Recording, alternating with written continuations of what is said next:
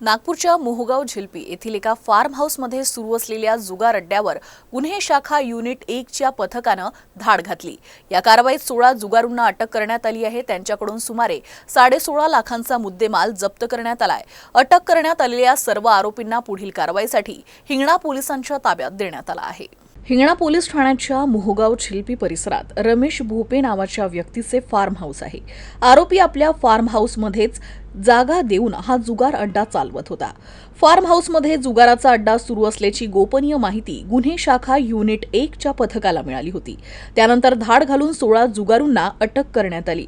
या कारवाईत 27,000 रुपयांची रोकड, 16 मोबाईल फोन, 2 कार आणि 6 दुचाकी आणि 16.5 लाख रुपयांचा माल जप्त करण्यात आला आहे। मालासह अटक केलेल्या सर्व आरोपींना पुढील कारवाईसाठी हिंगणा पोलिसांच्या ताब्यात देण्यात आलं आहे।